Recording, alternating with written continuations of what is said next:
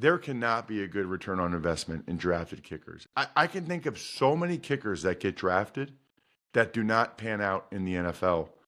You're tuned in to the Ross Tucker Football Podcast, guiding your gridiron journey, none other than your host, former NFL lineman, Ross Tucker.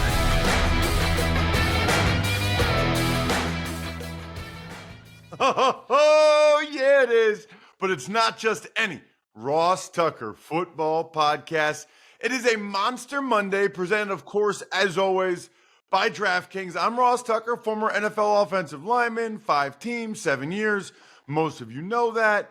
Get a chance to call a lot of games as a result, which I love. I was in Hawaii Saturday night again. This week, how about this doubleheader this week? Thursday night, I'm in the booth with Iron Eagle for the Commanders at the Eagles, Westwood One National Radio. Then I'll fly down to Miami, Raiders, Dolphins, CBS on Sunday.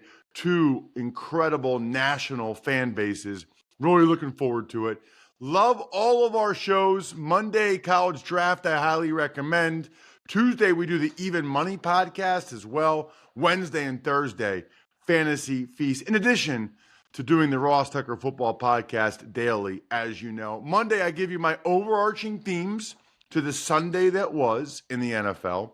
And then I'll give you my takeaways pretty much from each and every game that really stood out to me from the game and that you'll want to know about these teams moving forward. New week means new opportunity to be one of the winners. And you know what? I might have some time to send out some of the winners this week. Hopefully that's the case. All you have to do is spread the word via social media at Ross Tucker Pod on any of the platforms, or rate and review the show on Apple Podcasts. Send it to me, Ross at rosstucker.com, or take advantage of any of our sponsors that you hear on the show, or a YouTube shout out, youtube.com/Ross Tucker NFL. It's Big Show time. The Big Show. All right, Ross, what were your overall themes from Week 10 across the NFL? Had several, Jack. The themes, always presented by Labatt Blue Light. Drink some with your friends. Live life to the power of we. I might have a couple Labatt Blue Lights watching Monday Night Football tonight, actually. That sounds lovely. Always enjoy responsibly. Beer, Labatt USA, Buffalo, New York. Okay, well, let's start with a couple, I guess, news items. I feel like I also throw news items into the themes on Monday. The news items are Chuba Hubbard got a new deal in Carolina, which I think is really interesting because they traded a bunch of picks to move up in the second round to draft Jonathan Brooks, the running back out of Texas, and then they give Hubbard a big deal. And by the way, he deserves it, but just interesting management there. I do think you need 2 running backs, though, or at least it's helpful to have 2 running backs. And Brooks is on a rookie deal for the next 4 years, so that's fine. He did not make his debut yet, though, by the way, yesterday. Dak Prescott, interestingly, Stephen Jones said they were going to put him on IR, the owner for the Cowboys. They did not do that yet. Dak is having one last opinion today in New York, but it sounds like he's going to have season-ending hamstring injury. And boy, oh boy, was it noticeable what the Cowboys are like without him in yesterday's game. That was rough. Some other things to jump out. I guess just watching the Giants play over in Munich, it really is something that they chose to pay Daniel Jones $40-some million a year rather than Saquon Barkley $12.5 million a year. I mean, that was a choice. That was really a choice. And then some of the other things that jumped out, Roger Goodell said he wants the NFL to have 8 international games. Jack, you know, I've said this for a long time. I am fully on board with that idea. 2 reasons. One is, and I know this from hosting this podcast, we have so many awesome international fans everywhere. I want them to be able to see a game in person. I want them to be able to take friends to a game. I want them to be able to experience it. Not only that, it's good for revenue for the league. Not only that, there are so many children all over the world that think soccer is the best sport. Look, soccer's great. It's great. I got no beef with soccer, but come on. I mean, I played both. Actually, played both for a long time. I want people to experience football, so I'm all in on the 8 international games. I actually think there should be 16 international games, and every team still has 8 home games and 8 away. I don't like that it's inequitable on some level. Although I guess since it's the same for each conference, it's fine. In terms of the games, I felt like, Jack, there were a bunch of quarterbacks that were absolute turnover machines yesterday. I mean, almost every game, right? Mac Jones and Sam Darnold. I mean, it was like Mac Jones, his turnovers were late, but Sam Darnold, I can't believe the Vikings still won with Sam Darnold throwing 3 picks like in the end zone. Joe Flacco and Josh Allen in that game, they were going back and forth throwing picks. Flacco threw, I think, 3 and had a fumble and had a pick 6. Josh Allen threw a couple. That was noteworthy. It seemed like a lot of it was in the same game. Eagles, Cowboys. Hurts throws a pick, which is a nice play by Trayvon Diggs. He had a fumble. Cooper Rush had a fumble and a pick, and Trey Lance had a pick. And, I mean, on the other side, we mentioned Hurts. We mentioned Cowboys. How about Jared Goff? 5 interceptions last night, and they still won the game. 5 interceptions, and they still won it. I'm trying to look at some of these other games to see if I missed any others, but that was the biggest thing that jumped out to me from yesterday was just how many quarterbacks were absolute turnover machines. Other things would be the kicker issues. I think everybody knows how I feel about the importance of kicking in the sport of football. What happened to my guy, Younghoe Koo? Younghoe Koo was off, to say the least. How about Jake Moody for the Niners? Missed 3 field goals. And I tweeted this yesterday. I'll say it again here on the show because I know a lot of you aren't on Twitter. I'm at Ross Tucker NFL on every social platform. There cannot be a good return on investment in drafted kickers. I can think of so many kickers that get drafted that do not pan out in the NFL. It seems like a bad decision to make. I would never draft a kicker, especially like day 2, maybe late in the draft, but not day 2. Aguayo, Moody, some of these guys. And then the last thing that jumped out to me, Jack, was just the better teams find a way to win, right? Like think about all these games that were close games, could have gone either way, whatever. Who won almost all of them? Buffalo still found a way, even though it wasn't pretty, still found a way to beat the Colts. Minnesota, that was brutal, yet in the end, they still beat the Jags, who aren't good. Kansas City, they should have lost the game. They found a way to win. It's like you either have a great record or a bad record this year. There's almost no in between. The Niners, 3 missed field goals, they still find a way. The Lions last night, you mentioned all the Goff interceptions, and yet they still find a way to win a game. So those are probably my biggest themes and takeaways from the Sunday that was in the NFL. All right, it is your last chance to take advantage of this awesome contest via my friends over at Smirnoff, the world's #1 vodka and an official vodka partner of the NFL. They are giving fans in select areas of the country a chance to win the ultimate game day experience, from tickets to sideline passes and so much more. Just head to WeDoGameDays.com until November 15th, that's this week, to enter your chance to win. Please drink responsibly. Smirnoff number 21 vodka, distilled from grain, 40% alcohol by volume. The Smirnoff Company, New York, New York. Please do not share with anyone under legal drinking age. No purchase necessary. 21 plus. Ends 11/15/24. See rules at website for participating area and other important details.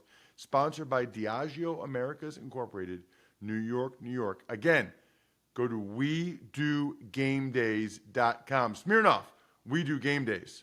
All right, Ross, we're going to start overseas where a brutal fumble to start overtime hands the win to the Carolina Panthers, beating the Giants 2017. And you know what? It doesn't happen very often, but that's one of my themes one of my winners We have the 11 Oaks hungriest performance every week, and we have the O-line of the week presented by Campbell's. How about the Carolina Panthers? I mean, the Carolina Panthers, Chuba Hubbard was running all over them.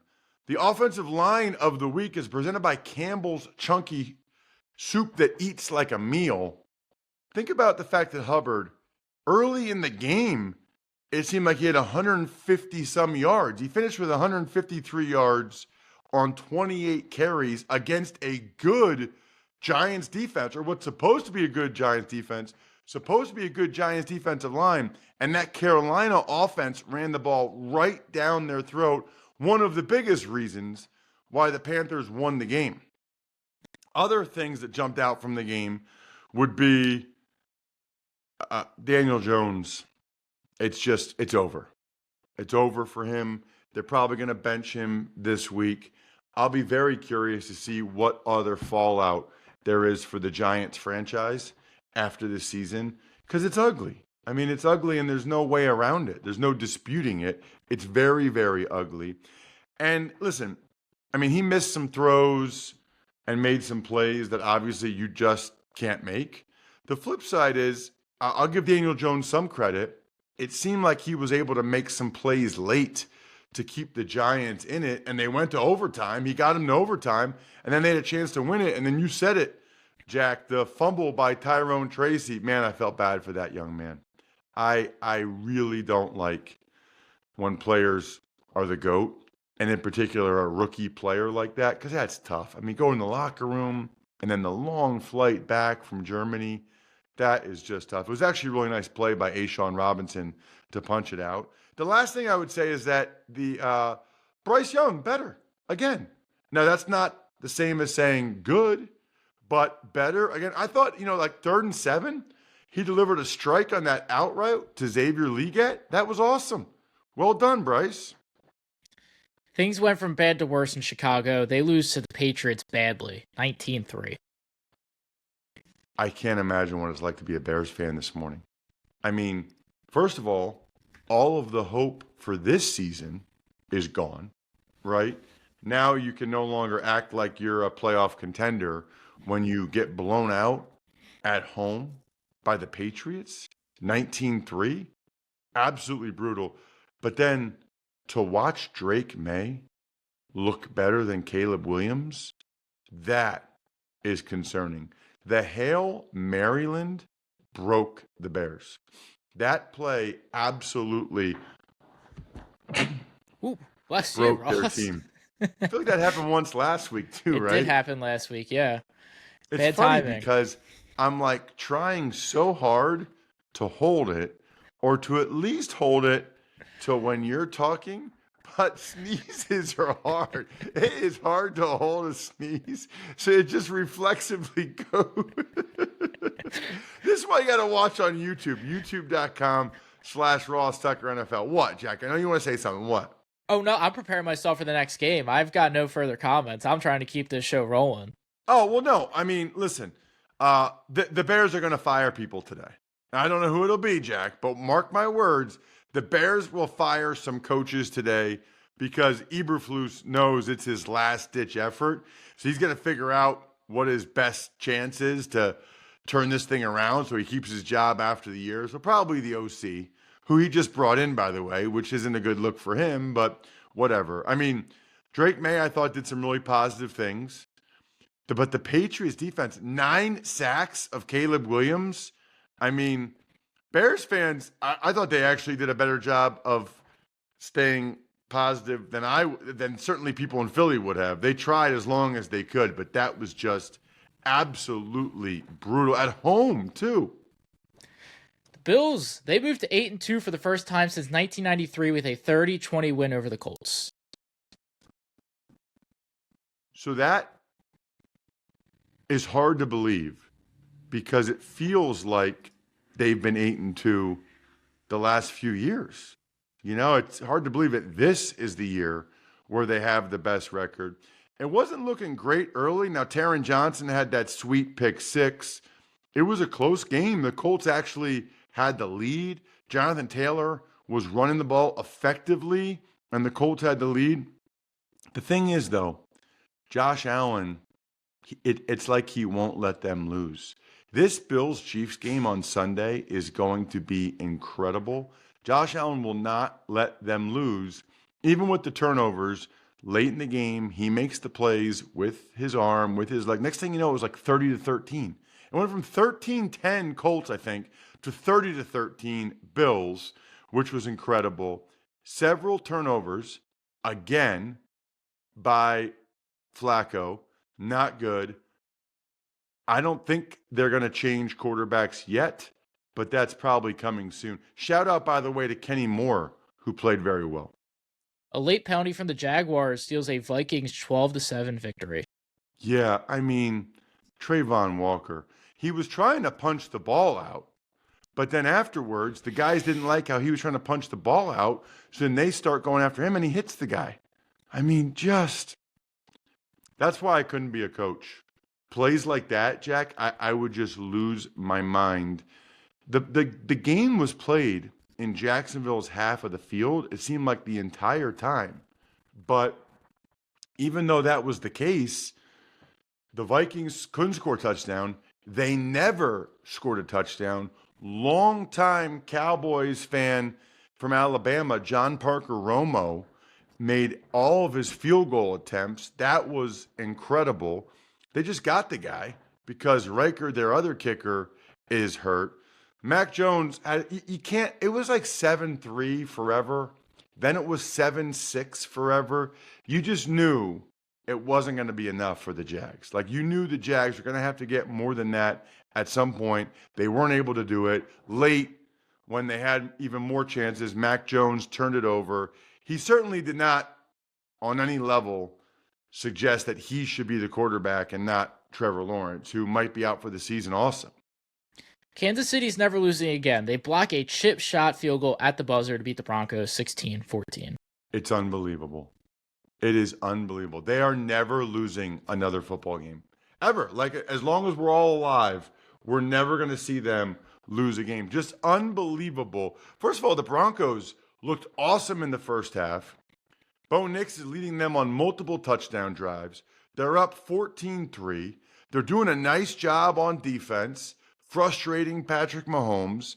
Even late in the game, when the Chiefs had the lead, Bo Nix made the plays he needed to make to get the Broncos down there in chip shot field goal range.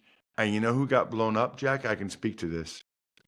The offensive lineman lined up as the tight end. I didn't look up his number yet. I think it might have been 54, which is ironic because it was 54, our guy, Leo Chanel, who ended up blocking the kick.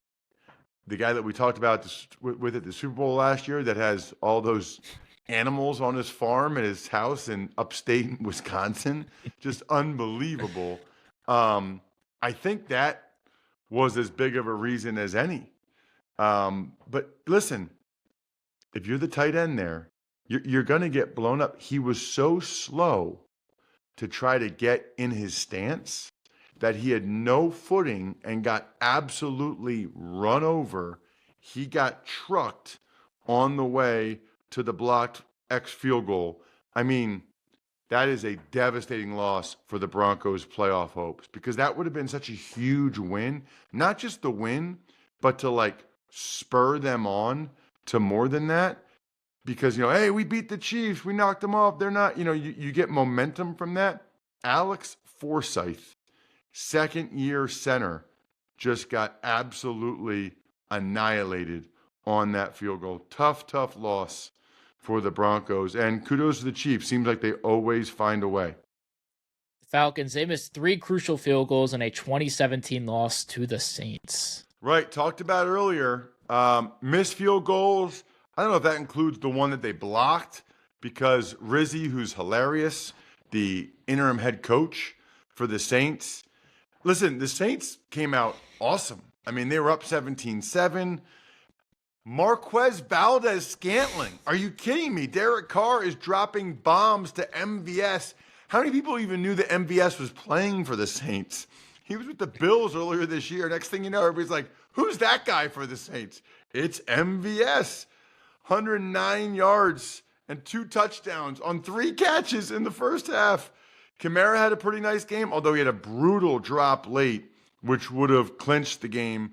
The Falcons, these are the type of game. This is why you can't trust the Falcons, because they lose games like this. They had 470 yards of offense, 6.4 yards per play, but bogged down in the red zone, and then Koo would miss the field goal or it would get blocked.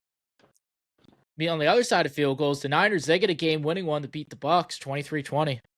So I really thought that they would ease CMC in a little bit more than they did. I mean, McCaffrey played almost all the snaps. They gave him a decent amount of targets.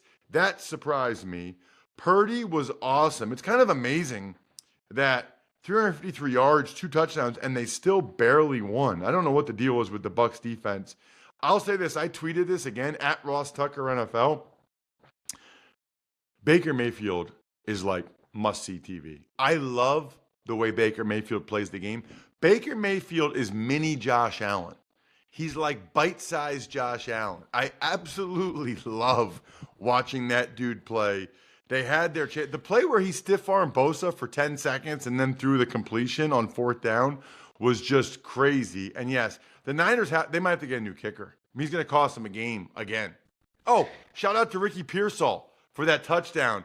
Whatever it was, 7 weeks after getting shot. We don't say that very often on the show. Unbelievable. Pittsburgh gets Washington to jump off sides to finish out a 28-27 win. Can you believe that? Can you believe that worked? I mean, that. Gosh, man. That's why you do it. It only works 2% of the time, but it might be that 2%. So they did it, and it worked. Listen, Russell Wilson, that beautiful throw to Mike Williams, that was a huge factor in the game. I thought Jaden Daniels still did a lot of positive things, just obviously not quite enough against that Steelers defense. They need to get Marshawn Lattimore out there in the lineup. But that was an awesome game. That was a really fun back-and-forth game between 2 legitimately good teams. Chargers, they're now 6-3 after a convincing 27-17 win over the Titans. So the Titans were hanging for a while, and that Herbert fumble from Jeffrey Simmons that McCreary popped up, that could have been the difference in the game that they then overturned. Levis dropped a bomb. I can't remember who did he throw that to? Levis dropped a bomb that was awesome to Ridley, and the Chargers, it was competitive. The Titans were there. The Titans just aren't good enough to get it done. I thought, the Titans, they probably need their defense to play a little bit better than that to beat a team like the Chargers, right? I mean, the defense wasn't bad, but the defense is really the strength of the Titans team. And the Chargers, man, they can throw it with Herbert. They run it well. This time it was Gus Edwards. Tui Pelotu on defense lately has been awesome. I mean, they're getting guys like Bud Dupree and Tuli Tuipulotu. They got a bunch of guys there on the defensive line. The Cardinals, they get hot out the gate, and they don't look back in a 31-6 beatdown of the Jets. Well, and I think that's why Kyler Murray, pretty clearly, he was the obvious winner for this week's Hungriest Performance of the Week, presented by 11 Oaks Farms. You got Wagyu beef, Angus beef, heritage breed pork, free-range chicken, all locally raised right here in Central PA, but available nationwide online. You can shop in person if you're local in Newville for a huge curated selection of kitchen and pantry items. It's a family-owned business, which I love. 11oaksfarms.com today. Kyler Murray was incredible. Kyler Murray and the Cardinals, people need to start talking about them.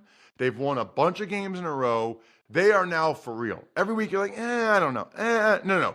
You blow out the Jets, dominate them, both sides of the ball. I'm officially stamping the Cardinals as being legit contenders and for real as of right now. As for the Jets, totally brutal. Their season is over. That was a unbelievable egg that they laid. Just crazy. Dallas, they commit 5 turnovers as things go from bad to worse there in a 34-6 blowout. I mean, the teams that get talked about so much, the Jets, 3-7.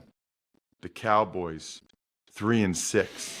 Just absolutely brutal, brutal, brutal that teams like this are just going to be playing out the string. You know, the defense actually did some positive things. Trayvon Diggs, big play. Micah Parsons had a good game, but they just wilted after watching their offense do absolutely nothing. They couldn't do anything against the Eagles. Hurts had some really nice plays where he stepped up, touchdown to Goddard, stepped up, touchdown to Johnny Wilson. And ultimately, the Eagles defense is playing at a really high level. Hard to know how much was Eagles defense and how much was bad Cowboys offense, to be honest with you. Jared Goff might have thrown himself out of the MVP conversation, but they still get the win over the Texans, 26-23. You cannot lose that game if you're the Houston Texans. You're up 23-7. The other team's quarterback throws 5 interceptions, and you still lose the game. Kudos to the Lions. They never stop battling. They always keep going. And for the Texans, you can't just lay off the gas. You can't just score no points in the second half. Absolutely brutal, brutal loss for the Texans. Good thing they're in the AFC South. Other than that, I think we're done here. Thanks for tuning in to the Ross Tucker Football Podcast. Make sure to also check out Even Money, Fantasy Feast, and College Draft, all on the DraftKings Network, YouTube, or subscribe to the podcast on your favorite platform. Shout out myfrontpagestory.com. You guys know it's that time of year. It's holiday season. Get a loved one, a handwritten story by a professional writer all about how amazing they are. myfrontpagestory.com, backofficeschedule.com, humanheadnyc.com, Sporticulture, Pizza Boy Brewing.